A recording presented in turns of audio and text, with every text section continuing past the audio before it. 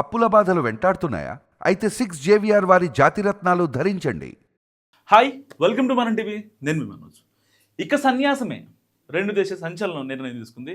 So shocking decision అని చెప్పుకోవచ్చు. ఒక రకంగా పవన్ కళ్యాణ్ మాజీ భార్య రేణు దేశాయ్ సంచలన నిర్ణయం తీసుకున్నారు. ఇకపై సన్యాసం తీసుకుంటానంటూ ఆవిడ కీలక వ్యాఖ్యలు చేశారు ఒక ఇంటర్వ్యూలో. అయితే రేణు దేశాయ్ ఇప్పటికే కొన్ని మూవీస్కి సైన్ చేసింది.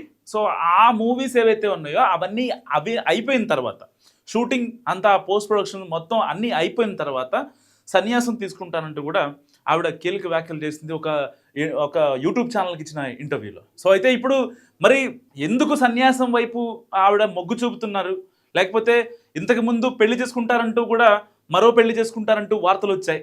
సో అలాంటి నేపథ్యంలో ఎందుకు సన్యాసం వైపు ఆవిడ అడుగులు వేస్తున్నారు? నిజంగా ఆ వైరాగ్యం ఆవిడలో వచ్చేసిందా, లేదంటే ఇక పిల్లలు కూడా పెద్దోళ్ళు అవుతున్నారు కాబట్టి ఇలాంటి సమయంలో రెండో పెళ్లి చేసుకొని పవన్ కళ్యాణ్కి ఇబ్బంది అవుతుందేమన్న సిచ్యువేషన్లో ఒకవేళ ఆవిడ డెసిషన్ తీసుకున్నారా, పెళ్ళి వద్దు అని ఆవిడ కాంప్రమైజ్ అయ్యారా అన్నది ఏ విషయం తెలియదు. కానీ ఆవిడైతే ఇప్పుడు సన్యాసం తీసుకుంటానంటూ ఆవిడ అన్న మాటలు ఇప్పుడు వైరల్ అవుతున్నాయి. సో రేణు దేశాయ్ ఇప్పటికే ట్విట్టర్లో కానీ ఇటు ఇన్స్టాగ్రామ్లో కానీ చాలా యాక్టివ్గా ఉంటారు. వాళ్ళ పిల్లల గురించి స్టోరీస్ కానీ స్టేటస్లు కానీ పెడుతూ ఉంటారు. సో ఎప్పుడు వాళ్ళ పిల్లలు మంచి స్టేజ్లో ఉండాలి, వాళ్ళకంటూ మంచి జీవితాన్ని ప్రసాదించాలి అని దేవుణ్ణి కోరుకుంటూ కానీ వీళ్ళు ముగ్గురు కలిసి కొన్ని ప్రాచీనమైన దేవాలయాలు సందర్శించడం కానీ ఇలాంటివి ఆవిడ చేస్తూ ఉంటారు. సో నిజంగా చాలా హంబుల్ పర్సన్ రేణు దేశాయ్ నాకు తెలిసినంత వరకు.